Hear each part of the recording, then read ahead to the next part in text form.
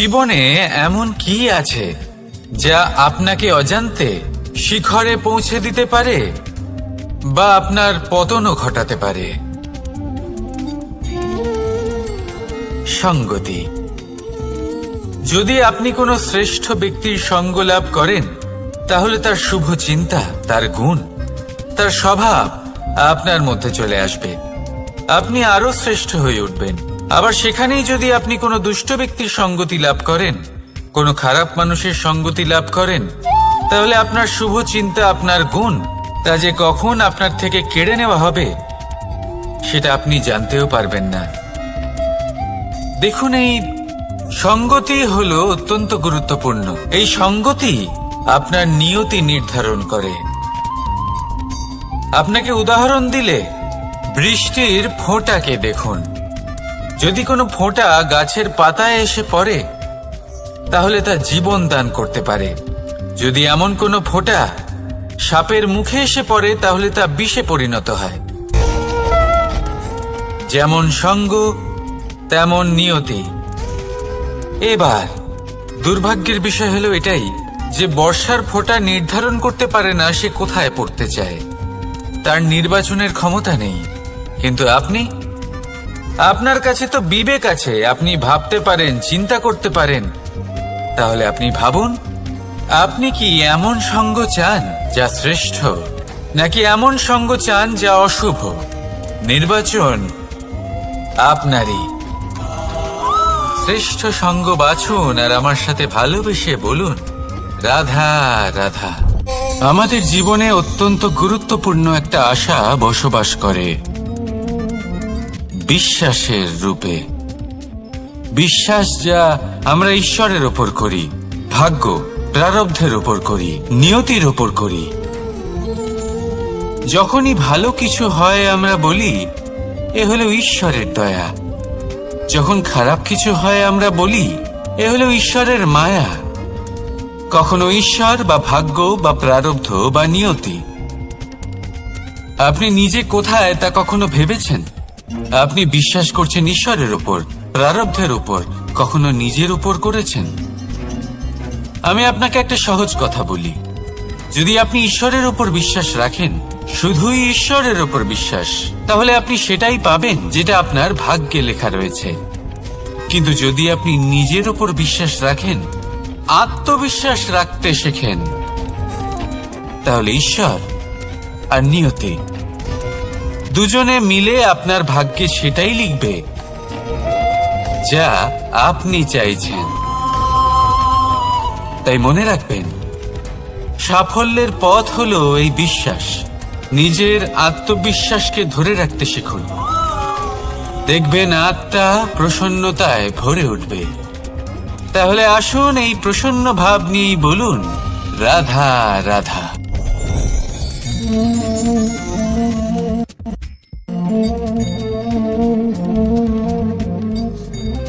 মুক্ত। এই মুক্তই সবাইকে মোহিত করে দেয়, নিজের দিকে আকর্ষিত করে। অত্যন্ত সুন্দর, গোল, শুভ্র। মুক্ত দ্বারা নির্মিত আভূষণ, তা হয়তো সে মুকুটই হোক বা কোনো স্ত্রীর অলংকার, তাকে আরো সুন্দর করে তোলে, তাকে আরো সুন্দর দেখতে লাগে। এবার এই মুক্তকে এত সুন্দর দেখার জন্য কত কষ্ট সহ্য করতে হয় তা কি কখনো আপনি ভেবেছেন? এই মুক্ত ঝিনুক থেকে বের করা হয়। ঝিনুক যা কিনা সমুদ্রের তলদেশে থাকে। ওকে কত কষ্ট সহ্য করতে হয়, জলের চাপ সহ্য করতে হয়, সমুদ্রের স্রোত সহ্য করতে হয়। এই ঝিনুককে এত কষ্ট সহ্য করতে হয়, এই মুক্তকে এত কষ্ট সহ্য করতে হয়, তারপরে এর রূপ এত সুন্দর হয়। যদি আপনিও আপনার পরিশ্রমের সৌন্দর্য, নিজের পরাক্রমের সৌন্দর্য এই সংসারে প্রকাশিত করতে চান, তাহলে আপনাকেও কষ্ট সহ্য করতেই হবে। তাই জীবনে যখনই সংকট আসবে, বিপদ আসবে, সমস্যা আসবে, তখন একে সুযোগ হিসেবে গ্রহণ করুন। কারণ এই বিপদের সাথেই লড়াই করে আপনি মুক্তর মতোই পরিশুদ্ধ হয়ে উঠবেন। তাহলে আসুন আর আমার সাথে ভালোবেসে বলুন, রাধা রাধা। আপনি কি জানেন আপনার জীবনে আপনার আসল জীবনসাথী কে হন? মাতা পিতা, ভাই বোন, স্বামী স্ত্রী? না, আপনার আসল জীবনসাথী হলো আপনার শরীর। সেই শরীর যার দিকে আপনি কখনো নজরই দেন না, ঠিক কি না? এবার যে মানুষ এই রহস্য বুঝতে পারেন তার জীবন এমনি শুভ হয়ে যায়। আপনি নিজেই দেখুন না, সে সংসারের মঙ্গলই করা হোক বা সত্যের রক্ষা করা হোক, তা সে শত্রুর সাথে যুদ্ধ করা হোক বা মিত্রকে রক্ষা করা হোক, এই শরীরই তো কাজে আসে। তপস্যাতে, বলিদানে, পরিশ্রমে এই শরীরই হলো আধার, ঠিক কিনা? তাই আমাদের কর্তব্য হলো যে আমরা যেন নিজের শরীরের যত্ন নিই। আমরা কি খাই, আমাদের কি খাওয়া উচিত, এটা যেন বুঝি।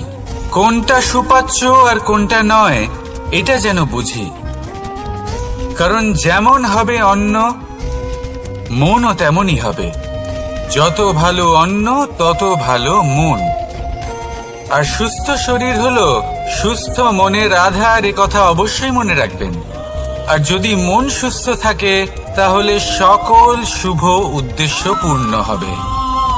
তাহলে আসুন আর আমার সাথে ভালোবেসে বলুন, রাধা রাধা।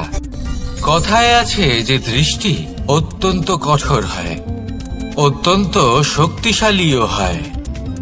কথায় আছে যে কারোর উপর যদি কুদৃষ্টি পড়ে তাহলে তার বিনাশ কেউ আটকাতে পারে না। এই যে কুদৃষ্টি, এর উপাচারও আমাদের কাছে রয়েছে। যখন আমরা বাড়ি নির্মাণ করি তখন একটা কালো মুখোশ লাগাই, যাকে রক্ষা কবচ মনে করা হয়, কুদৃষ্টি থেকে বাঁচার জন্য। যখনই কোনো বাচ্চা বাইরে যায় তখন তার মাথায় আমরা একটা কাজলের টিপ পরিয়ে দিই, কুদৃষ্টি থেকে বাঁচার জন্য। অর্থাৎ এই সংসারে কুদৃষ্টি থেকে বাঁচার উপাচার রয়েছে। উপাচার যদি কিছু না থেকে থাকে তাহলে তা হলো দৃষ্টিভঙ্গি। যদি আপনার দৃষ্টিভঙ্গি অনুচিত হয় তাহলে আপনার পতন কেউ আটকাতে পারবে না। না পারবে কালো মুখোশ, না কালো টিপ, না স্বয়ং ঈশ্বর। সেই জন্য নিজের দৃষ্টিভঙ্গি শুভ করে তুলুন, সবকিছু শুভই হবে। আসুন আমার সাথে ভালোবেসে বলুন, রাধা রাধা। কথায় আছে যে জীবনের আধার হলো সম্পর্ক, প্রসন্নতারও এবং ঈশ্বরের সাথে দেখা পাওয়ারও। এবার এই সম্পর্কের আধার আসলে কি? সেবা? না। বোঝাপড়া? না। অপেক্ষা? না। এই সম্পর্কের আধার হলো বিশ্বাস। যদি বিশ্বাস ভেঙে যায় তাহলে জেনে রাখবেন যে সম্পর্করূপী এই ভবন, এর ভিতই ভেঙে গেল। আর যদি ভিত ভেঙে যায় তাহলে সেখানে অন্য কোনো ভবন নির্মাণ সম্ভব নয়, সম্ভবই নয়। এই সমস্ত সম্পর্কের বিশ্ব বিশ্বাসে বসবাস করে। এই বিশ্বাস হলো অত্যন্ত গুরুত্বপূর্ণ। এই বিশ্বাসের জোরেই আমি আর রাধা কোনো সাংসারিক বন্ধনে আবদ্ধ না হয়েও এক অত্যন্ত দৈব অলৌকিক বন্ধনে আবদ্ধ। এ হলো বিশ্বাস, যার দ্বারা 11 অক্ষৌহিনী সেনার সামনে অর্জুন দাঁড়িয়েছিল এবং জয়ী হয়েছিল। এই বিশ্বাস হলো অত্যন্ত গুরুত্বপূর্ণ। তাই বিশ্বাস করতে শিখুন, বিশ্বাস দিতে শিখুন, বিশ্বাস পালন করতে শিখুন। আর আমার সাথে ভালোবেসে বলুন, রাধা রাধা। এই সংসার অত্যন্ত বিচিত্র এক স্থান। এ সত্য খুঁজতে থাকে, আর সত্য খুঁজে পেলেই তা প্রমাণ করতে চায়। সে চায় তার প্রমাণ পেতে, সাক্ষী পেতে চায়। সেক্ষেত্রে আমাকে বলুন যে সত্য কি করতে পারে। সেই ব্যক্তি যে সত্যকে ধরে আছে সে কি করবে? কিছুই নয়। কিছু করার প্রয়োজনই নেই, শুধু তাতে টিকে থাকতে হবে। সেই হিমালয়ের মতো যা আজ পর্যন্ত টিকে রয়েছে। যদি আপনি সত্যবাদী হন তাহলে আপনার কিচ্ছু প্রমাণ করার কোনো প্রয়োজন নেই। যদি প্রয়োজন থাকে তাহলে সত্যের সাথে টিকে থাকার। এই সময় নিজে সাক্ষী হবে, নিজে প্রমাণ দেবে। এই নিয়তি স্বয়ং প্রমাণিত করবে যে আপনি সত্যবাদী ছিলেন, আপনি সত্যের পথে ছিলেন। তাহলে আসুন আর আমার সাথে ভালোবেসে বলুন, রাধা রাধা। ঈশ্বর আমাদের হাত প্রদান করেছেন, হাত যা জড়ো করা হয় প্রণাম করার জন্য, ঊর্ধ্বগামী হয় প্রার্থনার জন্য। এই হাত যার দ্বারা আমরা খাবার খাই, ফসল উৎপাদন করি। কিন্তু এই হাতের দ্বারা সবথেকে শ্রেষ্ঠ কাজ কি হতে পারে? সেবা। আজ্ঞে হ্যাঁ, সেই হাত যা সামনে এগিয়ে আসে সেবা করার জন্য, যে সেবা করে তাদের যারা দুঃখে থাকেন, নিরাশ হয়ে থাকেন, যারা সেবা করেন তাদের যারা কিনা দরিদ্র। সেই হাত হলো সব থেকে অধিক মহান। ঈশ্বরকে দীনবন্ধু বলা হয়ে থাকে, কারণ যারা দুঃখী হন, নিরাশ হন, দরিদ্র হন, ঈশ্বর তাদের সাহায্য করেন, তাদের সহায়ক হন, তাদের মধ্যে ঈশ্বর বাস করেন। তাই আপনারা যদি এটাই করেন, যারা দুঃখে আছেন, নিরাশ হয়ে আছেন, যাদের সাহায্যের প্রয়োজন রয়েছে, যদি আপনি তাদের সাহায্য করেন, তাহলে আপনি এমন এক চৈতন্য লাভ করবেন যে আপনি তৃপ্ত হয়ে উঠবেন।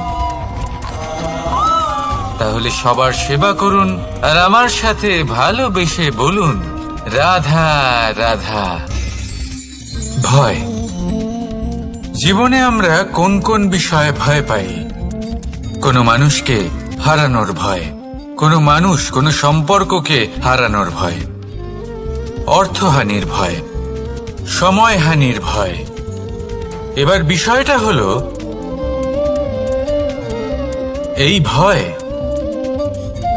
কখনো আমাদের কোনো লাভ করে না। এটা সবসময় আমাদের পিছনে ঠেলে আর নিচু স্তরে নামিয়ে দেয়, কখনোই আমাদের উত্থানের কারণ হয় না। তাই জীবনে যদি কোনো ভয়ের কারণ থাকতেই হয়, তা শুধুই এটা যে মানুষের কথা ভাবতে ভাবতে, সম্পর্কগুলিকে হারানোর ভয়, মানুষকে হারানোর ভয়, সবার মন রাখতে রাখতে আপনি যেন নিজেকে, নিজের ভাবনা চিন্তাকে না হারিয়ে ফেলেন। যদি এরকম হয়, যদি সকলের মন রাখতে রাখতে আপনি নিজেই নিজেকে হারিয়ে ফেলেন, নিজের ভাবনা, নিজের লক্ষ্য, নিজের মন্তব্যকে হারিয়ে ফেলেন, তাহলে সংসারে যতই যাই হয়ে যাক না কেন, প্রসন্নতা লাভ করবেন না। তাই রক্ষা তাকেই করুন যে আপনাকে রক্ষা করে, আপনার মানসিকতা, আপনার ব্যক্তিত্ব, আপনার লক্ষ্যকে রক্ষা করে।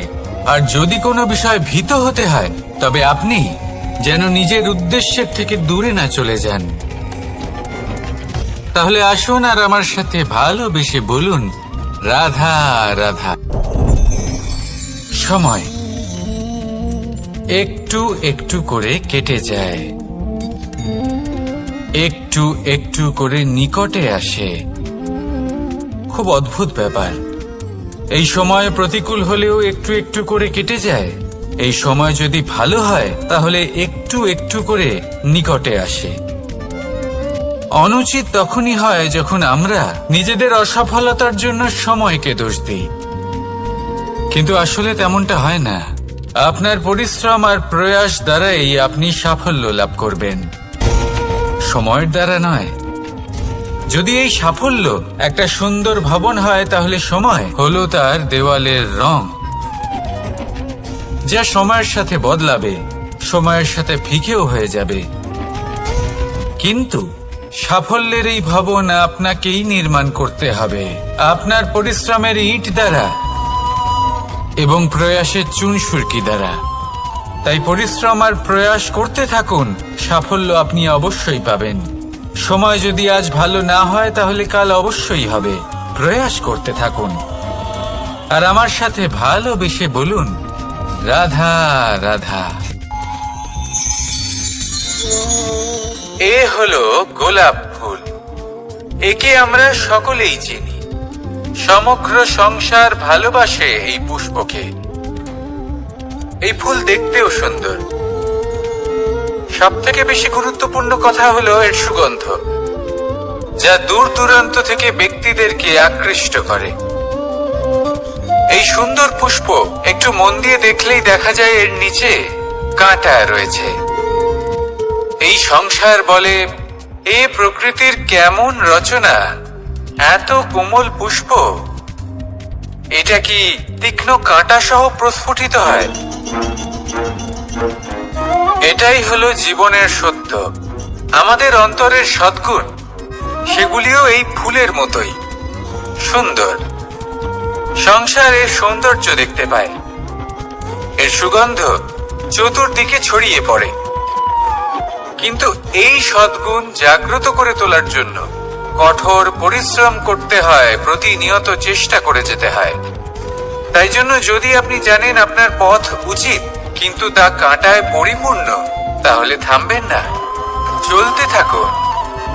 একবার যদি অন্তরের সদ্গুণ জাগ্রত হয়, তাহলে এই সংসার এই সৌন্দর্য দেখবে আর সুগন্ধে আকর্ষিত হয়ে আপনার কাছে আসবে।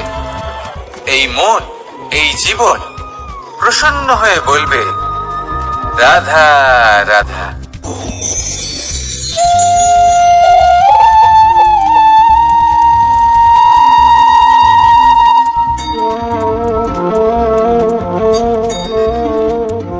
মোহনের বাঁশির এই সুর, এই সঙ্গীত কার না পছন্দ হয়?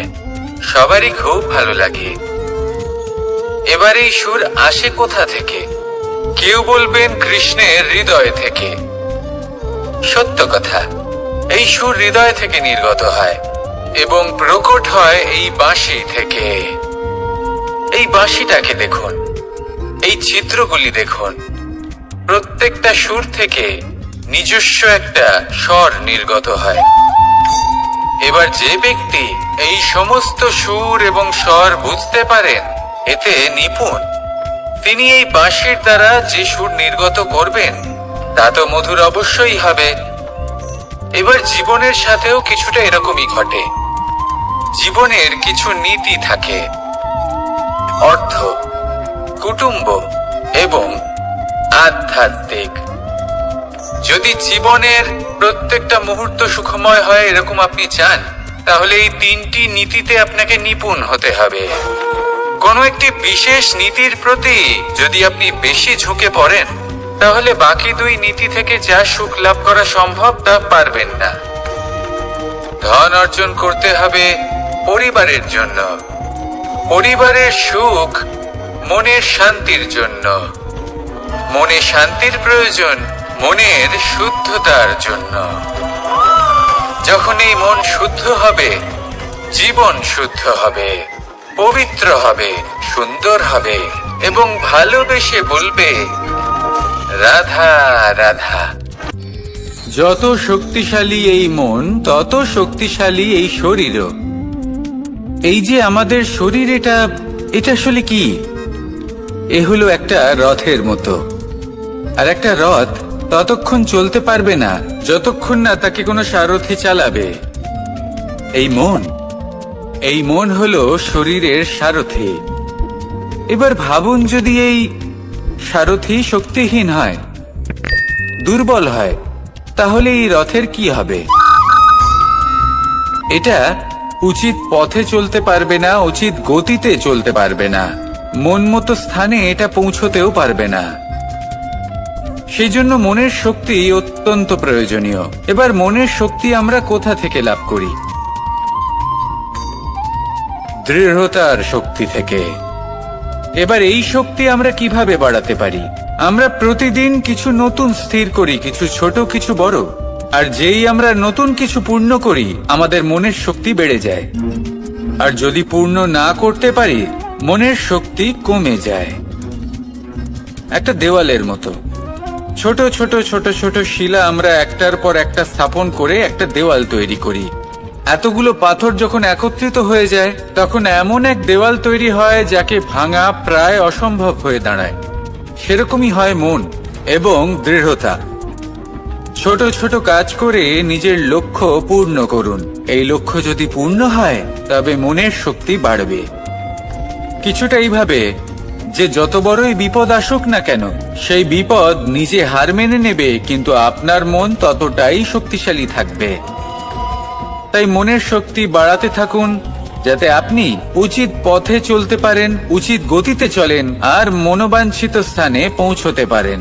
তবেই এই মন প্রসন্ন হয়ে বলবে, রাধা রাধা। ওমা, এ কি? আমি কখন থেকে এখানে অপেক্ষা করছি, হাত পেতে দাঁড়িয়ে রয়েছি যাতে একটা ফল আমার হাতে এসে পড়ে এবং সেটা আমি খেতে পারি। কখন থেকে অপেক্ষা করছি, কিন্তু সেটা হচ্ছেই না।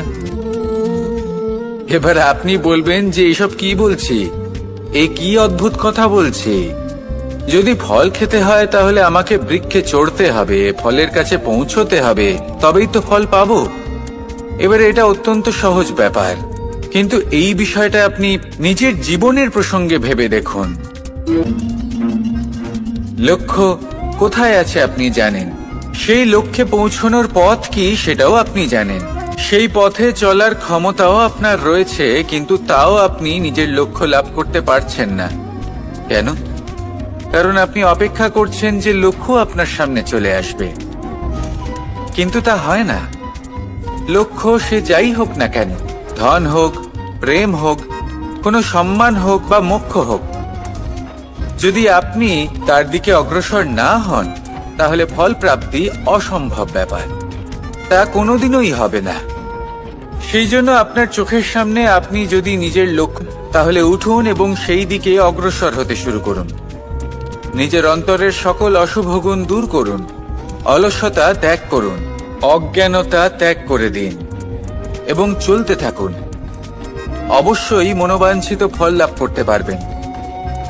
মনে রাখবেন, চলতে থাকলে তবেই লক্ষ্য প্রাপ্তি হবে। অপেক্ষার দ্বারা শুধুমাত্র মৃত্যু লাভ হবে। আসুন আমার সাথে ভালোবেসে বলুন, রাধা রাধা। প্রত্যেক প্রাণী ভালোভাবে জীবন যাপন করতে চান, এটা তাদের স্বভাবে আছে এবং ভাবাটা অনুচিত নয়। কিন্তু একটা ভালো জীবনের গুরুত্বপূর্ণ অংশ কোনটা? বসবাসের স্থান, সেই স্থান যেখানে আমরা জীবন অতিবাহিত করি। এবার মানুষ ভাবতে পারেন যে একটা ভালো বাসস্থানের অর্থ কি? সেই স্থান যেখানে সহজে জল পাওয়া যায়, যেখানে শুদ্ধ বায়ু পাওয়া যায়, যেখানে আনাজ উৎপন্ন হয়। এটা জীবনযাপনের জন্য পর্যাপ্ত বটে, কিন্তু ভালো জীবন যাপনের জন্য আরো একটা কথা আপনাকে বুঝতে হবে।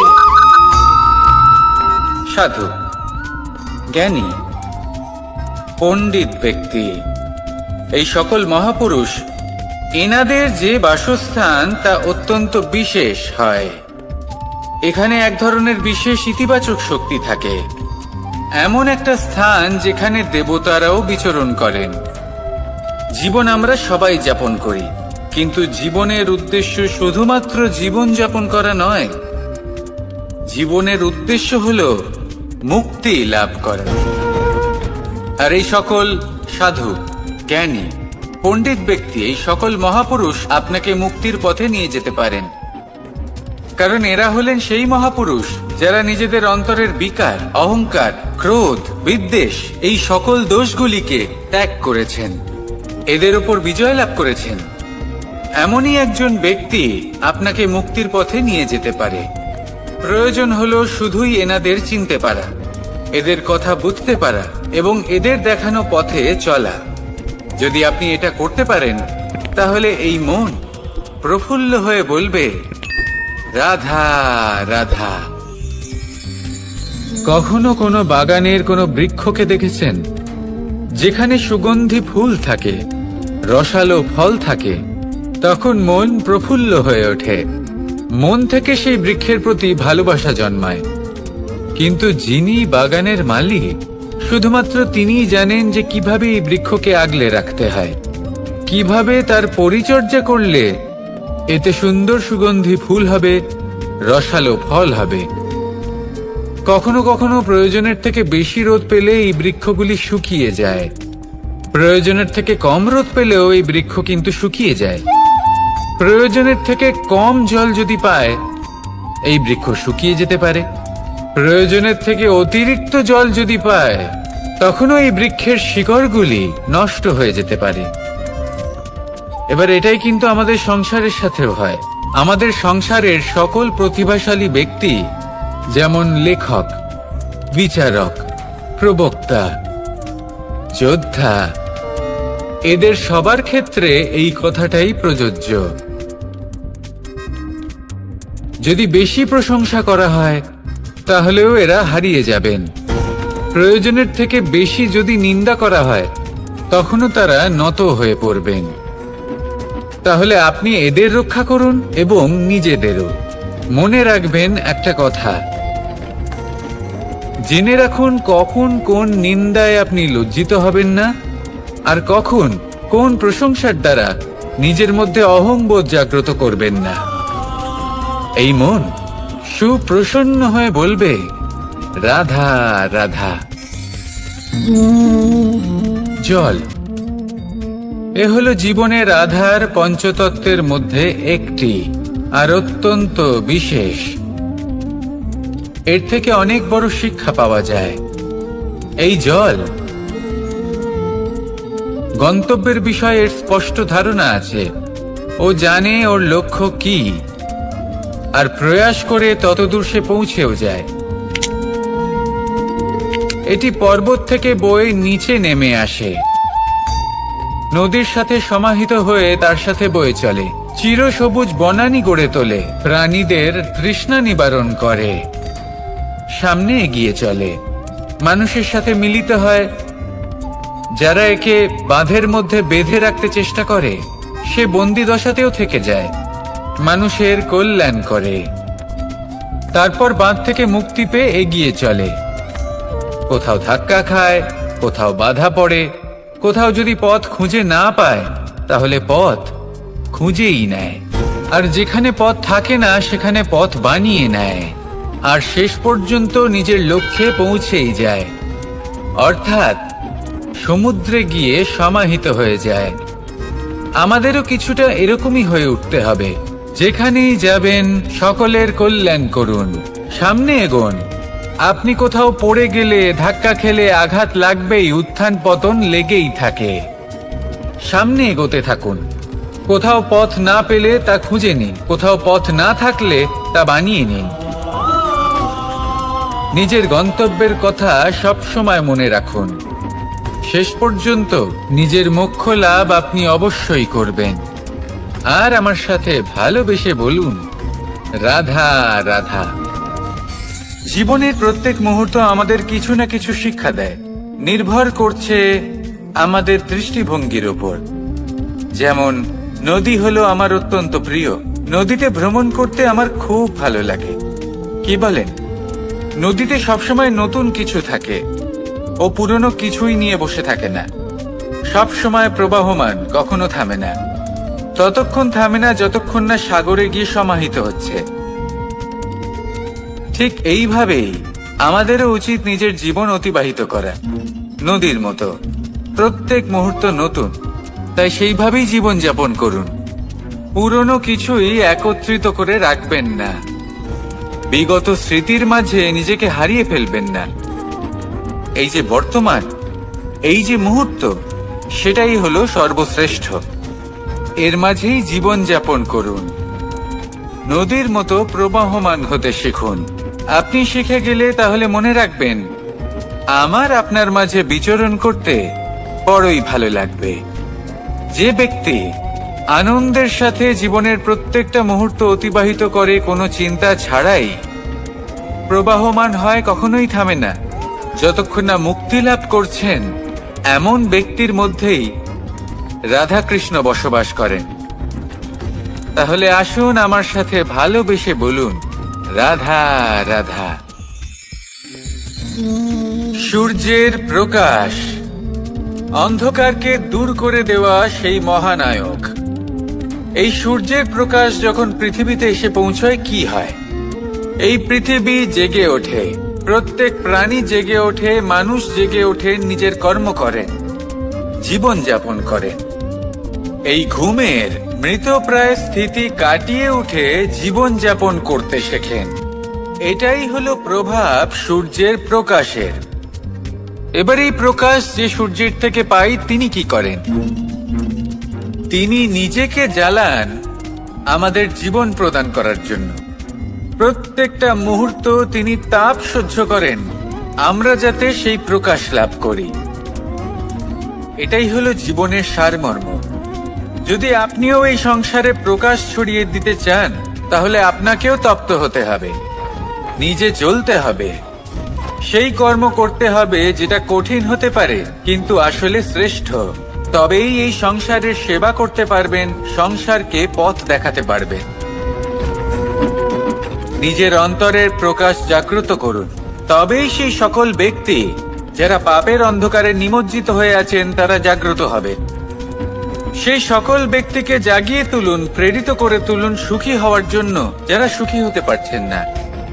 সেই সকলকে প্রেরিত করুন সাফল্য লাভের যারা সফল হতে পারছেন না। নিজের অন্তরের সূর্যকে জাগ্রত করুন, চারিদিকে শুধু প্রকাশই প্রকাশ হবে, জীবনই জীবন থাকবে, আনন্দই আনন্দ থাকবে। আর এই মন বারবার প্রসন্ন চিত্তে বলে উঠবে রাধা রাধা। আজ আমরা দুই ধরনের ব্যক্তির বিষয়ে কথা বলবো।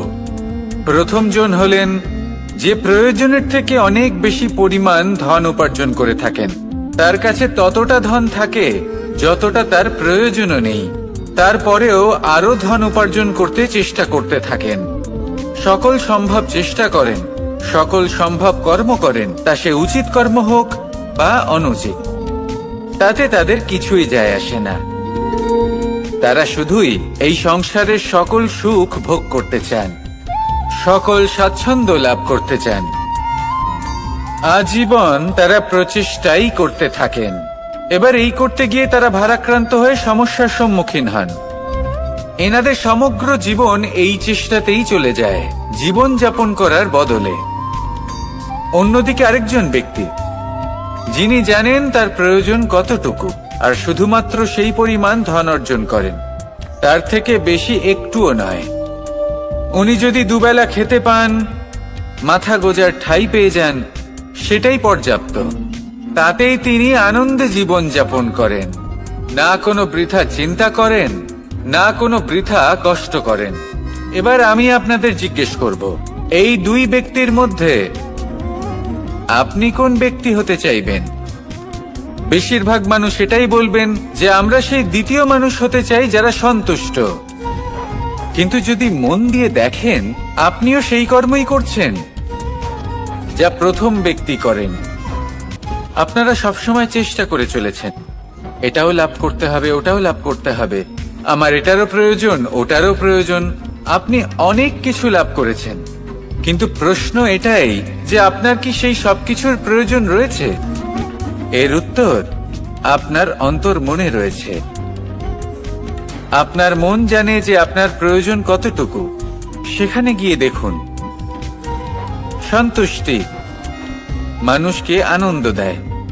মানুষ যতটা সন্তুষ্ট হবে ততটাই সে আনন্দ লাভ করবে।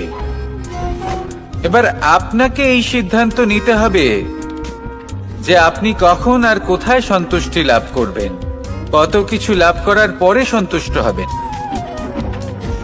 এই উত্তর আপনি মন থেকে পাবেন। এই সমাজের চাহিদায় জড়িয়ে নিজেকে বিভ্রান্ত করবেন না। নিজের অন্তরের এই মিথ্যে অহংবোধকে প্রশ্রয় দিতে গিয়ে যদি আপনি এরকম প্রয়াস করতে থাকেন তাহলে জীবনযাপন কখন করবেন? থেমে যান, শান্ত হয়ে যান, নিজের অন্তর মনে নিমজ্জিত হয়ে দেখুন যে সন্তুষ্টি কোথায়। এই সন্তুষ্টি লাভ করুন। এই মন প্রসন্ন হয়ে বলবে রাধা রাধা।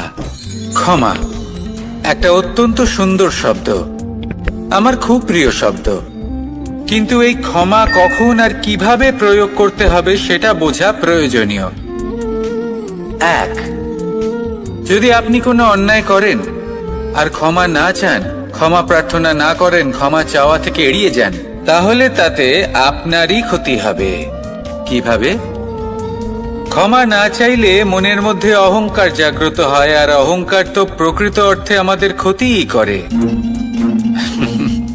2, কেউ যদি অপরাধ করেন আপনার থেকে ক্ষমা না চান, তাহলে তাকে ক্ষমা করবেন না।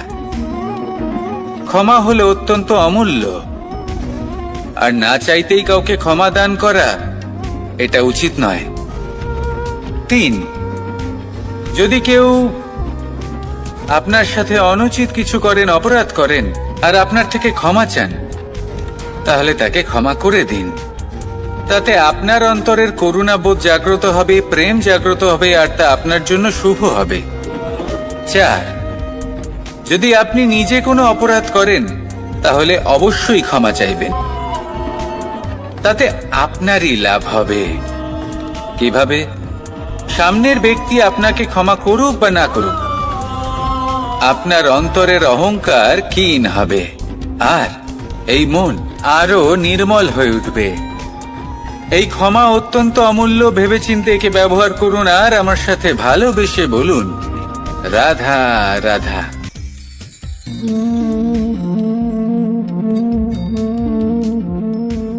ভোজনের দ্বারাই শরীর পুষ্টি লাভ করে। ছোটবেলা থেকে আজ পর্যন্ত যাই আপনার ভোজন হয়ে থাকুক, যাই আপনার আহার হয়ে থাকুক, সেই অনুসারেই আপনার শরীর গঠিত হয়েছে। এই ভোজন অত্যন্ত গুরুত্বপূর্ণ, সেজন্য এর প্রত্যেক অংশকে বোঝা খুব আবশ্যক। প্রথম অংশ, যে আমরা কি গ্রহণ করছি, এই ভোজন কোন স্থান থেকে আসছে সেটা বুঝুন। দ্বিতীয় অংশ, ভোজন কে বানাচ্ছেন। এই ভোজন সর্বশ্রেষ্ঠ তখনই হয় যখন মাতার হাতে তৈরি করা ভোজন হয়। কিন্তু যদি মাতার তৈরি করা ভোজন আপনি প্রাপ্ত নাও করতে পারেন, তাহলে সেই ব্যক্তির ভোজন তৈরি করা উচিত যিনি সাত্ত্বিক। তৃতীয় অংশ, কোন স্থানে আপনি ভোজন গ্রহণ করছেন। যে স্থানে আপনি ভোজন গ্রহণ করছেন তা সাত্ত্বিক হওয়া উচিত। তাহলে অত্যন্ত গুরুত্বপূর্ণ। এবং চতুর্থ সবথেকে গুরুত্বপূর্ণ অংশ, তা হলো এই ভোজন আপনি যার দ্বারা প্রাপ্ত করেছেন, যেখান থেকে প্রাপ্ত করেছেন, যে স্থানে বসে আপনি ভোজন গ্রহণ করছেন, তার প্রতি কৃতজ্ঞতা প্রকাশ করুন এবং ভোজন পূর্ণরূপে সমাপ্ত করুন। তবেই এই ভোজন আপনাকে সুখী জীবন দান করবে, সুস্থ শরীর দেবে, আর এই মন তা সুপ্রসন্ন হয়ে বলবে, রাধা রাধা। আমি এখানে একা এই বনে বসে আছি, বাঁশি বাজাচ্ছি। কার জন্য? কে আছেন এখানে? কেউ নেই। আমার প্রজা, আমার রাজ্য, আমার পরিবার আমার থেকে অনেক দূরে আছেন। আমি এখানে একা এই বনে বসে এই আকাশের এই রঙের, গাছের এই সব ফলের, মাটির সুবাসের আনন্দ উপভোগ করছি। কেন? আমি হলাম দ্বারকাধীশ। এমন কি রাজকীয় বা ভৌতিক সুখ রয়েছে যে আমি ওখানে পেতে পারি না? সবকিছুই পেতে পারি, তাও এখানে বনে একা বসে আছি। কোন সুখ খুঁজে চলেছি? একা থাকার সুখ। আমরা প্রত্যেকদিন অনেক মানুষের সাথে, চিন্তাধারার সাথে, কর্মের সাথে, পরিস্থিতির সাথে, সুখ দুঃখের দ্বারা বেষ্টিত থাকি। জীবনের এই চক্রে আমরা জড়িয়ে পড়তে থাকি। যতই আমরা এই সমস্যার সমাধান করি, আমরা ততই এতে জড়িয়ে পড়ি। আমরা এতটাই জড়িয়ে পড়ি যে যখন আমরা আয়নায় নিজেদের দেখি, তখন আমরা নিজেদের চিনতেই পারি না। এমন মনে হয় যেন আমরা নিজেদের হারিয়ে ফেলেছি। সেই জন্য প্রত্যেক দিন আপনি কিছু সময় নিজের সাথে কাটান একান্তে। এটা অত্যন্ত আবশ্যক। নিজের অস্তিত্বের গভীরে গিয়ে দেখতে শিখুন, নিজেকে বুঝুন। অদ্ভুত শান্তির অনুভূতি হবে। যেমন এই বায়ু, এই বৃক্ষ, এই পুষ্প, এই নিসর্গ, এদের মতো আপনিও কখনো একলা হতে শিখুন। কখনো নিসর্গের একটা অংশ হয়ে দেখুন। এই মন প্রসন্ন হয়ে বলবে, রাধা রাধা। বাহ! পুষ্পের সুবাস আমার খুব ভালো লাগে। অত্যন্ত সুন্দর হয় এই পুষ্প। এইভাবে চারিদিকে পুষ্প দেখে মন আনন্দিত হয়ে ওঠে। এবার আপনারা ভেবে দেখুন, আমার চারিদিকে পুষ্প নয়, আগুন আছে। তাহলে কি হবে? আমার শরীর কি জ্বলে যাবে না? অবশ্যই জ্বলবে। শরীরকে কি আগুনের তাপ সহ্য করতে হবে না? অবশ্যই সহ্য করতে হবে। এটাই হলো প্রকৃতির নিয়ম। এই নিয়ম কিন্তু আমরা সবাই জানি, কিন্তু আমাদের মধ্যে বেশিরভাগ মানুষ এই বিভ্রান্তি নিয়ে বাঁচি যে এই যে প্রকৃতির নিয়ম, তা আমার ওপর প্রযোজ্য নয়। তা কিন্তু নয়। আমাদের চতুর্দিকে এই যে নিসর্গ রয়েছে, আমরা তার কতটা ক্ষতি করি সেটা একবার ভেবে দেখুন। আমরা বনাঞ্চল জ্বালিয়ে দিই, বায়ু দূষিত করি, জল দূষিত করি, প্রাণীদের হত্যা আমরা করি। কেন? এই নিসর্গ আমরা নষ্ট করি, যদিও আমরা জানি যে আমরাও হলাম এই নিসর্গেরই অংশ। এবার দেখুন, শরীরের কোনো অংশে যদি আগুন ধরান, আস্তে আস্তে সমস্ত শরীরও জ্বলে যাবে। সেইভাবেই নিসর্গ যদি নষ্ট হয়ে যায়, তাহলে মনুষ্য জাতিও নষ্ট হয়ে যাবে। তাই এই যে নিসর্গ আপনি দেখছেন, এই পুষ্প, এই বৃক্ষ, বায়ু, জল, এদের সকলকে রক্ষা করুন, নষ্ট নয়। মনে রাখবেন, যদি নিসর্গ থাকে মানুষ থাকবে, যদি নিসর্গ থাকে তাহলেই জীবন থাকবে। আসুন আমার সাথে ভালোবেসে বলুন, রাধা রাধা। এ হলো গোলাপ ফুল। একে আমরা সকলেই চিনি। সমগ্র সংসার ভালোবাসে এই পুষ্পকে। এই ফুল দেখতেও সুন্দর। সবথেকে বেশি গুরুত্বপূর্ণ কথা হলো এর সুগন্ধ, যা দূর দূরান্ত থেকে ব্যক্তিদেরকে আকৃষ্ট করে। এই সুন্দর পুষ্প একটু মন দিয়ে দেখলেই দেখা যায় এর নিচে কাঁটা রয়েছে। এই সংসার বলে, এ প্রকৃতির কেমন রচনা, এত কোমল পুষ্প, এটা কি তীক্ষ্ণ কাঁটা সহ প্রস্ফুটিত হয়? এটাই হলো জীবনের সত্য। আমাদের অন্তরের সদ্গুণ, সেগুলিও এই ফুলের মতোই সুন্দর। সংসারের সৌন্দর্য দেখতে পায়, এর সুগন্ধ চতুর্দিকে ছড়িয়ে পড়ে। কিন্তু এই সদ্গুণ জাগ্রত করে তোলার জন্য কঠোর পরিশ্রম করতে হয়, প্রতিনিয়ত চেষ্টা করে যেতে হয়। তাই জন্য যদি আপনি জানেন আপনার পথ উচিত, কিন্তু তা কাঁটায় পরিপূর্ণ, তাহলে থামবেন না, চলতে থাকুন। একবার যদি অন্তরের সদ্গুণ জাগ্রত হয়, তাহলে এই সংসার এর সৌন্দর্য দেখবে আর সুগন্ধে আকর্ষিত হয়ে আপনার কাছে আসবে। এই মন। জীবনে যদি আপনি বন্ধু লাভ করতে চান, তাহলে আপনাকে অনেকগুলো কাজ করতে হবে।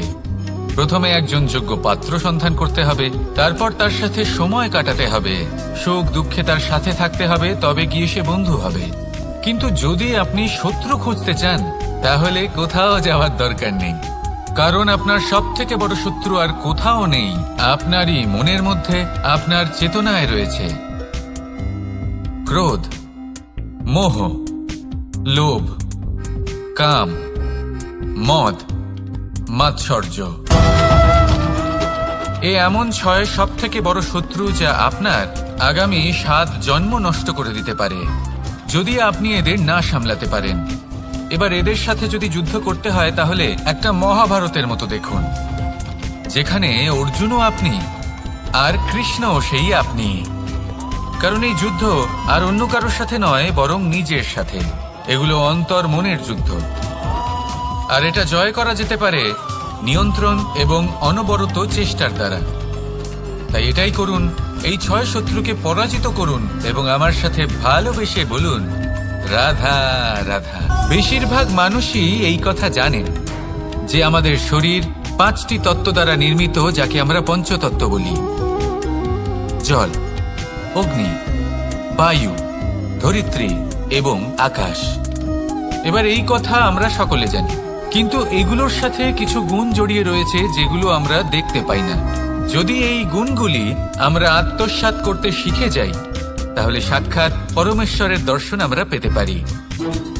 যদি কথা বলি প্রথম তত্ত্বের, জলের কথা, জল যা প্রত্যেক জ্বলনকে শীতলতা প্রদান করে। এই জলকে দেখুন, যা শুধু প্রবাহিত হতে জানে, থামতে জানে না। জল পাথরের সাথে সংঘর্ষ করতে জানে, যার পথে অনেক বাধা আসে, কিন্তু সে প্রবাহিত হতে থাকে। নিরাকার হলো এই জল, যে কোনো পাত্রেই রাখুন না কেন তার আকার ধারণ করে নেবে। এটাই হলো এর বিশেষত্ব, এবং এটাই হলো আমাদের শিক্ষা। কিভাবে প্রবাহমান থাকতে হবে, কিভাবে আমাদের থামলে চলবে না, তাতে আমাদের পথের মধ্যে যতই যেরকমই সমস্যা আসুক না কেন, আমাদের এই জলের মতোই নিরাকার হয়ে যে কোনো পরিস্থিতিতেই প্রবাহমান থাকতে হবে। এই শিক্ষাই জলের থেকে লাভ করুন, আর আমার সাথে ভালোবেসে বলুন, রাধা রাধা। আলস্য আপনার আরো একটা অত্যন্ত বড় শত্রু, যা আপনার মনের মধ্যে বসবাস করে আর ধীরে ধীরে আপনার কার্য শরীরের একটা অংশ হয়ে ওঠে। সব কাজে দেরি করিয়ে দেয়, সবকিছু নষ্ট করে দিতে পারে এই আলস্য। এই কাজ আজকে হলো না, কোনো ব্যাপার নয়, কালকে করে নেব। প্রকৃতি আমাদের এটা শেখায় না। ভেবে দেখুন, যদি সূর্য এটা ভাবে যে কাল উদিত হব না, কিছুদিন পরে উদয় হব, তাহলে কি হবে? সমগ্র পৃথিবীর বিনাশ হয়ে যাবে, ঠিক কিনা? দেখুন, এই আলস্য নিয়ে খুব সুন্দর একটা কথা আছে, আলস্যস্য কুতো বিদ্যা। অর্থাৎ যিনি অলস হয়ে বসে থাকেন তিনি বিদ্যা লাভ করেন না, জ্ঞান লাভ করেন না, আর জ্ঞান না থাকলে তিনি ধন অর্জন করতে পারেন না। তার জীবনে সুখ স্বাচ্ছন্দ্যের অভাব থাকে, বন্ধুর অভাব থাকে। যেখানে সুখ স্বাচ্ছন্দ্য নেই, মিত্র নেই, আপনজন নেই, জ্ঞান নেই, সেখানে আনন্দ কিভাবে বাস করতে পারে? সেই জন্য কথায় আছে, যিনি কর্ম করেন তিনি এই সংসারে যে কোনো সুখ স্বাচ্ছন্দ্য ভোগ করতে পারেন। তাই কর্ম করুন, সময়কে সম্মান করুন, আর এই আলস্যের উপর বিজয় লাভ করুন। আর আমার সাথে ভালোবেসে বলুন, রাধা রাধা। পঞ্চতত্ত্বের মধ্যে দ্বিতীয় তত্ত্ব হল ধরণী, ভূমি, যাকে আমরা ধরণী মাতা বলি। এই ধরণী ধৈর্য ধারণ করে, আর এর ওপরেই আমাদের সমগ্র সংসার নির্ভরশীল। কারণ এই ভূমি সহ্য ক্ষমতা রাখে, এর সহ্য ক্ষমতা হলো অপরিসীম। সন্তান যতই আঘাত প্রদান করুক না কেন, প্রেম পূর্বক সহ্য করে, আর তার বদলে অমূল্য রত্ন প্রদান করে। সন্তান যদি হাল চালায়, তাহলে তার বদলে তাকে অন্ন প্রদান করে। এটাই হলো ধরণী। এবার এর থেকে আমরা কি শিক্ষা পেতে পারি? এটাই যে কারোর জন্য কিছু করা বা কাউকে কিছু দেওয়া মনে কোনো কামনা ছাড়াই। আর এই কথাটা বুঝে যান, যদি কারোর জন্য কামনা না রেখে বা কোনো পাওয়ার আশা না রেখে কারোর জন্য কিছু করেন বা কারোকে কিছু দেন, যদি এটা আপনি শিখতে পারেন, তবে আপনি ভালোবাসতে শিখে গেছেন। আর সেই জন্যই এই ধরিত্রীকে মাতা বলা হয়। কারণ মাতা শুধু উনি নন যিনি গর্ভে সন্তানকে ধারণ করেন, মাতা তো উনিও যিনি জীবন বাঁচতে শেখান, যিনি জীবন বাঁচার উদাহরণ প্রদান করেন। তাহলে ধরণীর থেকে এই নিঃস্বার্থ ভাব শিখুন, নিঃস্বার্থ ভালোবাসা শিখুন, আর এই ভালোবাসার সাথেই বলুন, রাধা রাধা। বায়ু পঞ্চতত্ত্বের মধ্যে তৃতীয় তত্ত্ব। কেউ একে সমীর বলে, আবার কেউ একে পবন বলে। প্রথম কথা হলো এটাই যে এই বায়ু আমাদের জীবন দান করে প্রতিদিন, প্রত্যেক মুহূর্তে। এই বায়ুর কারণেই আমরা নিঃশ্বাস নিতে পারি, জীবিত থাকতে পারি। এই বায়ুই হলো সেই যা সকল মেঘেদের একত্রিত করে একটি স্থানে আর বর্ষা ঘটায়। আর এই বর্ষার কারণেই এই ধরিত্রীতে অন্ন উৎপন্ন হয়। এই বায়ুকে দেখুন, কখনো এতটা সৌম্য যে আপনার কোনোই তফাৎ বোধ হয় না, আর কখনো কখনো এমন রূপ ধারণ করে ফেলে যে অনেক বড় বড় পর্বতের আকার পর্যন্ত বদলে ফেলে। এটাই হলো বায়ুর বিশেষত্ব। বায়ু শেখায় যে সময়ের সাথে সাথে বইতে থাকো, সকলকে জীবন দান করো, সকলকে সাহায্য করো, কিন্তু যখন বিপদ সামনে আসবে তখন দৃঢ় হয়ে সম্মুখীন হও। বাধা অনুযায়ী নিজেকে গড়ে নিতে হবে, আর কখন কতটা কঠোর হতে হবে আর কখন কতটা সৌম্য হতে হবে এটা বায়ুকে দেখে শিখুন, আর আমার সাথে ভালোবেসে বলুন রাধা রাধা। অগ্নি চতুর্থ তত্ত্ব, সব থেকে বেশি গুরুত্বপূর্ণ কিন্তু তার থেকেও বেশি ভয়াবহ। কখনো অগ্নিকে নিয়ন্ত্রিত রূপে উনুনে জ্বলতে দেখেছেন? এই অগ্নি আমাদের খাবার বানাতে সাহায্য করে, যা আমাদের শক্তি প্রদান করে। কিন্তু এই অগ্নি যখন বিচলিত হয়ে, অনিয়ন্ত্রিত হয়ে কোনো বনের আগুন হয়ে ওঠে, তখন মহা বিনাশ ঘটে যায়। আপনারই অন্তরের ঊর্জা হলো এই অগ্নি। এটা আপনার শক্তিও, আপনার ক্রোধ। একে ব্যবহার কিভাবে করবেন তা আপনারই হাতে। যদি কোনো ব্যক্তি নিজের অন্তরের এই ঊর্জাকে ব্যবহার করেন শক্তির রূপে, তাহলে সে বিকাশ ঘটাতে পারে, নির্মাণ ঘটাতে পারে। কিন্তু যদি কোনো ব্যক্তি তার অন্তরের ঊর্জাকে বিধ্বংসী অস্ত্র বানিয়ে ফেলেন, তাহলে নিশ্চিত রূপে মহা বিনাশ ঘটতে পারে, যাতে বিনাশ তারও অবশ্যই হবে। অনেক বছর পূর্বে এমনই এক আগুনের দ্বারা এই সুন্দর পৃথিবীর নির্মাণ হয়েছিল, আর অনেক বছর পূর্বে এমন এক আগুনেই সমস্ত জীব এবং সংসার বিলুপ্ত হয়ে গেছিল। এবার আপনি আপনার অন্তরের ঊর্জা দ্বারা বিনাশ ঘটাতে চান নাকি নির্মাণ ঘটাতে চান, সেই সিদ্ধান্ত আপনারই। আসুন আমার সাথে ভালোবেসে বলুন রাধা রাধা। পঞ্চম তত্ত্ব, আকাশ নব ইয়ম। আসলে কোনো ভ্রম নাকি সত্য? ভ্রম তো হতে পারে না, কারণ ভ্রমের মধ্যে কেউ বাঁচতেই পারে না। আর যদি সত্য হয় তাহলে এতটাই বিশাল যে আমাদের চোখের থেকে, আমাদের ইন্দ্রিয়ের থেকে, আমাদের মস্তিষ্কের থেকে, আমাদের চিন্তা ভাবনার থেকেও অনেক ঊর্ধ্বে, যাকে আমরা বুঝতেই পারি না। এটা যতটাই বিশাল আকার, ঠিক ততটাই সরল। এই আকাশ যতই অন্ধকারাচ্ছন্ন, ততটাই আলোর প্রকাশ প্রদান করে থাকে। দেখতে গেলে এ হলো জীবনের সঞ্চালক, কিন্তু যদি ক্রুদ্ধ হয়ে যায় তাহলে প্রাণ কেড়ে নিতেও দ্বিধাবোধ করে না। এই আকাশ শুধুমাত্র পৃথিবী লোক নয়, বরং এই সমগ্র ব্রহ্মাণ্ডকে, এই সমগ্র সৃষ্টিকে, এর প্রত্যেকটা তারাকে, প্রত্যেকটা গ্রহকে একটা বিশেষ স্থান প্রদান করে।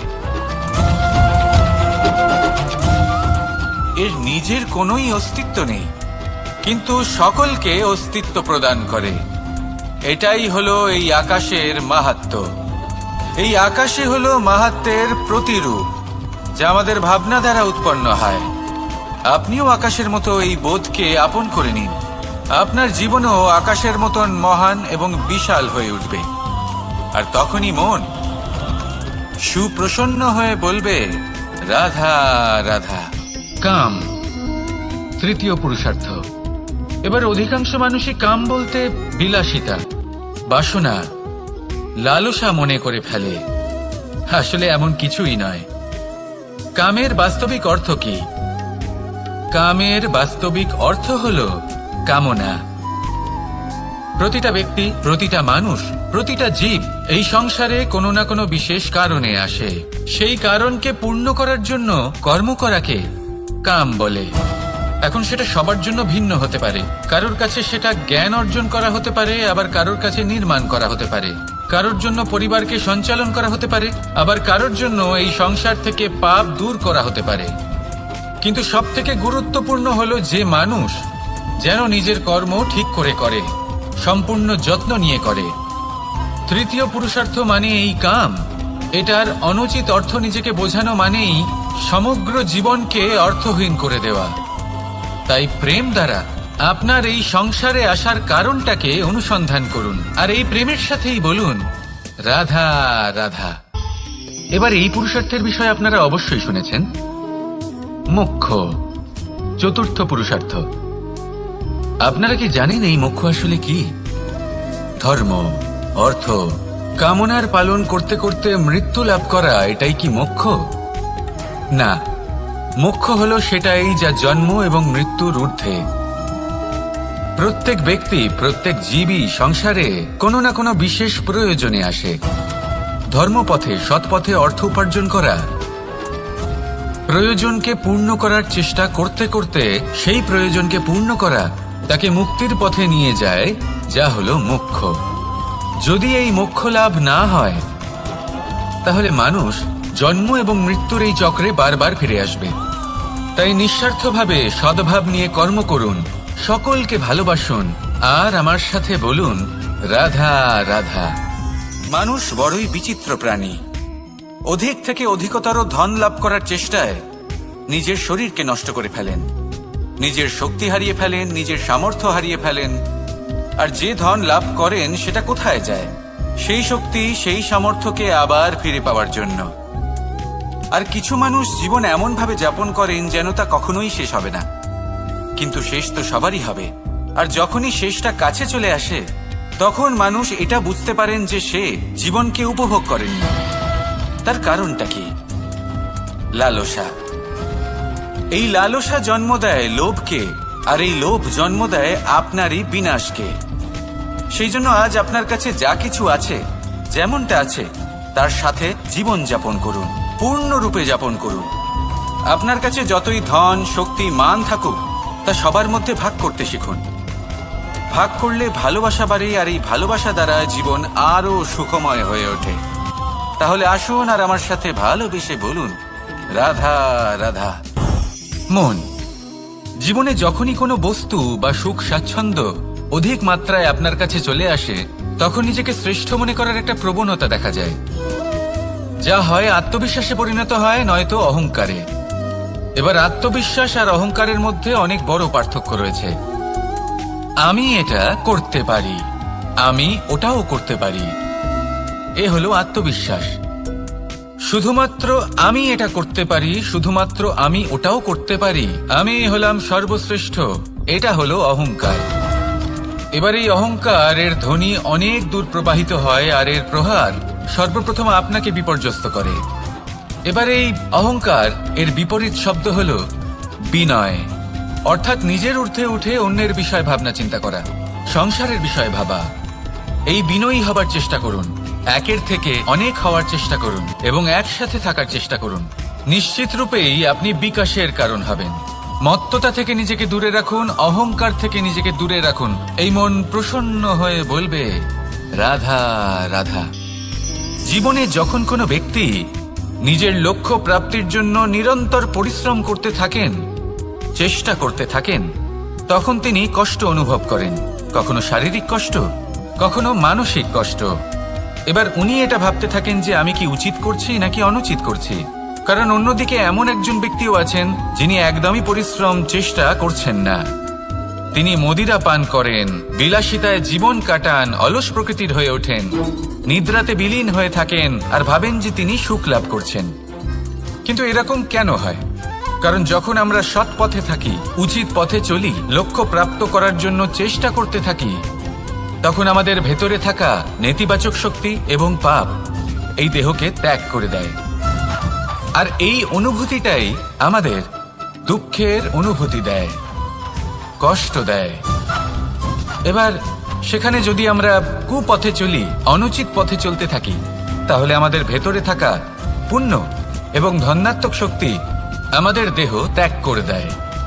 আর এই অনুভূতির কারণেই আমরা সুখ অনুভব করি।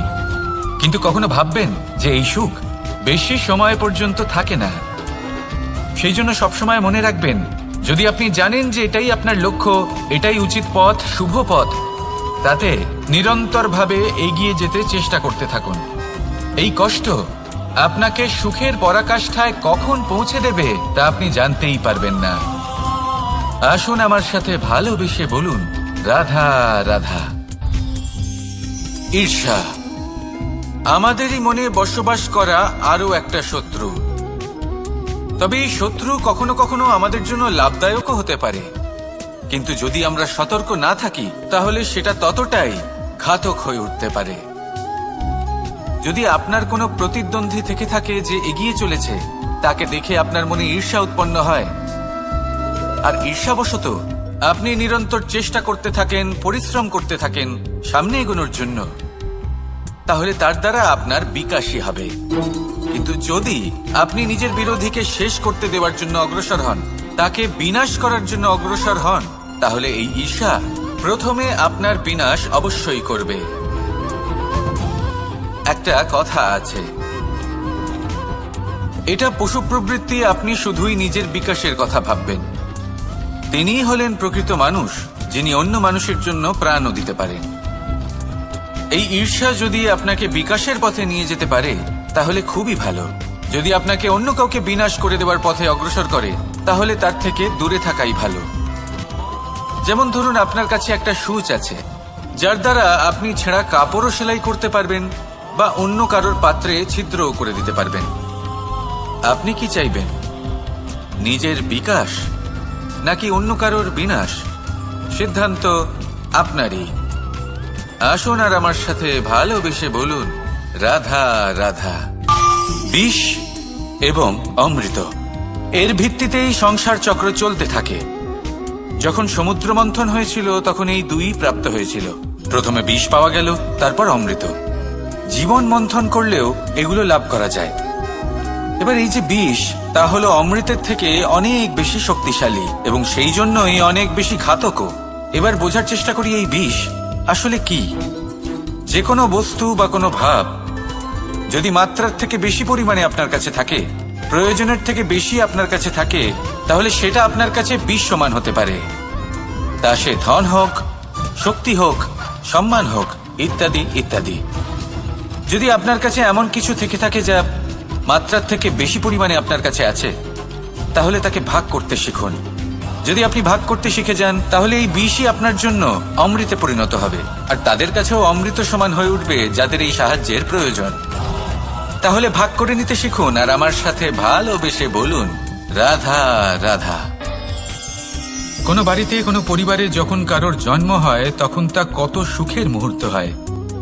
সেই ছোট্ট সন্তান যখন কিছুটা বড় হয় সে হাঁটার চেষ্টা করে, আর সেই প্রক্রিয়াতেও খুব বড় একটা শিক্ষা লুকিয়ে রয়েছে, ঠেলে দেওয়া।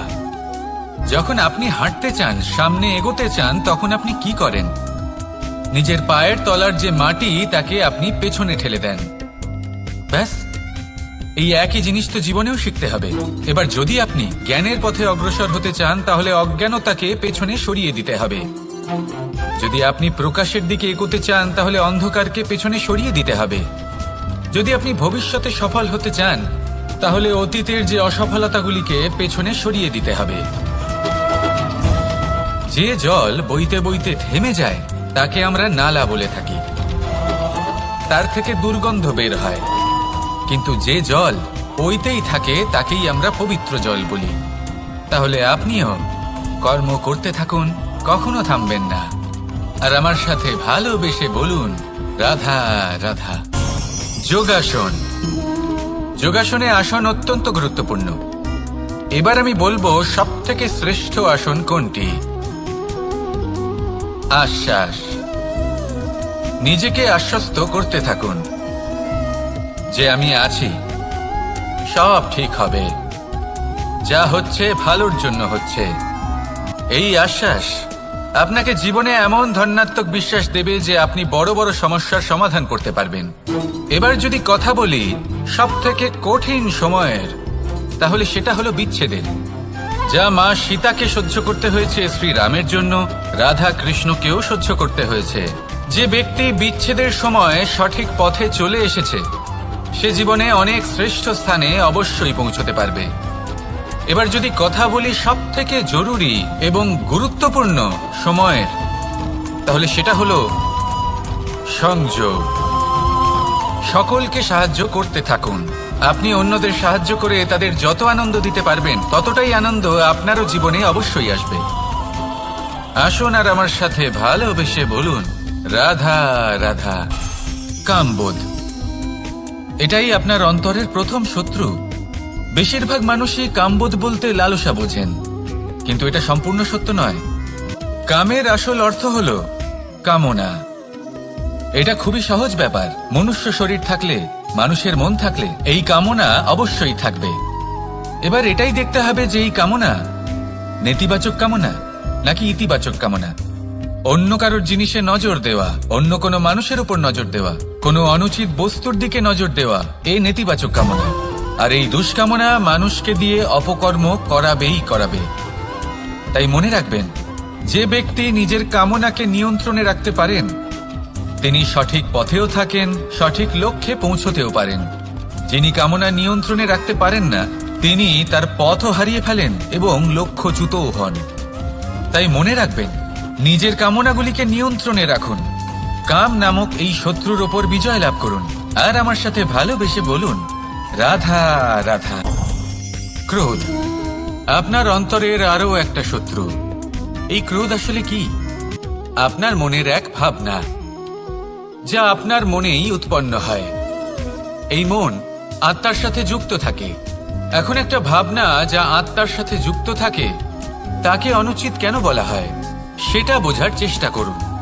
ক্রোধ কখনো কখনো জরুরি হয়, বিশেষ রূপে তখন যখন আপনি সঠিক পক্ষে দাঁড়িয়ে রয়েছেন এবং সামনের ব্যক্তি অধর্মের পক্ষে রয়েছেন আর বিনম্রভাবে মানছেন না। যেমন শ্রীরাম ক্রুদ্ধ হয়েছিলেন সাগরের ওপর, ওটা উচিত ছিল, আর তা ততক্ষণই উচিত যতক্ষণ আপনি ক্রোধকে নিয়ন্ত্রণ করছেন। যদি ক্রোধ আপনাকে নিয়ন্ত্রণ করতে শুরু করে তাহলে পরিস্থিতি এমনও হতে পারে, ধরুন একজন ব্যক্তির প্রতি ক্রোধের কারণে আপনি তার ক্ষতি করতে চান। আপনি একটা কয়লা হাতে নিলেন আর সেই কয়লা সামনের ব্যক্তির ক্ষতি করার পূর্বে আপনার হাত জ্বালিয়ে দেবে। ব্যাস, ক্রোধ এটাই করে, সর্বপ্রথম আপনার ক্ষতি করে, আপনার বিবেক হরণ করে নেয়, আপনি আপনার নিয়ন্ত্রণ হারিয়ে ফেলেন আর সবকিছু নষ্ট হয়ে যায়। বেশিরভাগ মানুষ ক্রোধে এমন সিদ্ধান্ত নেন যে সেটা তাদেরই বিনাশের কারণ হয়ে দাঁড়ায়। আর কিছু মানুষ বলেন যে আমাদের জীবনে এত যন্ত্রণা আছে, এত সংকট আছে যে ক্রোধ উৎপন্ন হবেই। আর এরকম সময় এটাই উচিত হবে যে আপনি নিজেকে ক্রোধের থেকে দূরে রাখুন আর তারপর সমস্যার নিবারণ করুন। আর এই নিবারণই আপনার জীবনকে একটা শ্রেষ্ঠ স্তরে পৌঁছে দেবে। তাহলে ক্রোধ থেকে দূরে থাকুন, সুপ্রসন্ন থাকুন, আর আমার সাথে ভালোবেসে বলুন, রাধা রাধা। লোভ আপনার অন্তরের আরো একটা শত্রু। দেখতে গেলে এটা একটা শব্দ, একটা সংস্কৃত শব্দ, লব ধাতু থেকে উৎপন্ন হয়েছে। এর অর্থ কিছু লাভ করা। কিছু লাভ করা অনুচিত নয়, আরো কিছু লাভ করাও অনুচিত নয়, কিন্তু সব থেকে বেশি আমি লাভ করব, আমি আরো চাই, আরো বেশি চাই, আরো বেশি পেতে চাই, এটাই হলো লোভ। আর এই লোভ যখন গ্রাস করে তখন আপনি যা পেতে চান, সে ধনই হোক বা মানই হোক, তা অর্জন করার জন্য মানুষ যে কোনো স্তরে পৌঁছে যেতে পারে। যদি মানুষ ধন অর্জন করতে চান তাহলে তার জন্য তারা অধর্মের পথেও চলতে পারেন। যদি সম্মান অর্জন করতে চান তাহলে অন্য মানুষকে ছোটও করতে পারেন। শেষ পর্যন্ত আপনার এটা মনে হতে পারে যে যদি একটু অল্পই প্রাপ্ত করতাম কিন্তু ভালোবেসে প্রাপ্ত করতাম, এই জীবন আরো অনেক বেশি সুখী হতো। লোভ আপনার জীবনে, আপনার মনে কখন যে প্রবেশ করবে সেটা আপনি জানতেও পারবেন না। তাই এটা চিনতে শিখুন আর তৎক্ষণাৎ জীবন থেকে বাইরে ফেলে দিন। যা কিছু লাভ করতে চান তা ভালোবেসে লাভ করুন, আর সেই ভালোবাসার সাথেই বলুন, রাধা রাধা। মোহ আপনার অন্তরের আরো একটা শত্রু। এবার মানুষ প্রেম আর মোহের মধ্যে পার্থক্য বুঝতে পারে না। কিছু মানুষ ভাবে যে মোহর মধ্যে খারাপ কি আছে। যদি কোনো মানুষের তার বাবা মার প্রতি, তার সন্তানের প্রতি মোহ থাকে তবে খারাপ কি আছে? খারাপ আছে, আর সেটা তাদের জন্য খারাপ হতে পারে যাদের প্রতি আপনার এই মোহ আছে। এবার মোহ আর প্রেমের মধ্যে পার্থক্য আপনাকে বোঝাচ্ছি। মোহ শুধুমাত্র পেতে চায়, সেখানে প্রেম শুধুমাত্র দিতে শেখায়। এই দুই পরিস্থিতিতেই আপনার হাত প্রসারিত থাকে। মোহের ক্ষেত্রে কোনো বস্তু বা কোনো ব্যক্তিকে লাভ করার জন্য, আর প্রেমে শুধুই প্রদান করার জন্য। মোহর বশে আপনার পায়ে বাঁধন পড়ে যেতে পারে। যদি মাতা পিতার তার সন্তানের প্রতি মোহ থাকে তাহলে তারা তাদের সন্তানকে কখনো দুঃখে, চিন্তায়, যন্ত্রণায় দেখতেই পারবে না। সেই জন্য তারা সন্তানকে বেঁধে রাখতে চান একটা সুরক্ষিত ক্ষেত্রে, যেখান থেকে না তারা সংসারকে দেখতে পায়, না পরখ করতে পারে, না কিছু শিখতে পারে, না বিকট পরিস্থিতির সম্মুখীন হতে পারে। ঠিক যে কারণে তারা দুর্বল হয়ে পড়ে, অজ্ঞানী হয়ে ওঠে। তাদের বিকাশ সেখানেই স্তব্ধ হয়ে যায়, আর সেখানে প্রেম শুধুমাত্র বিকাশের পথে নিয়ে যায়। মা বাবা যদি সন্তানকে ভালোবাসেন তাহলে তাকে ছেড়ে দেন যে যাও সংসারকে দেখো, পরখ করো আর শেখো কিভাবে এর সাথে লড়াই করতে হবে। সেটা নিজে শেখো, নিজের শক্তি নিজেই বাড়িয়ে তোলো, নিজের পথ চয়ন করো। সেই জন্য এই মোহর শিকল ভেঙে ফেলুন আর প্রেমকে আপন করে নিন। আর এই প্রেম দ্বারাই বলুন রাধা রাধা।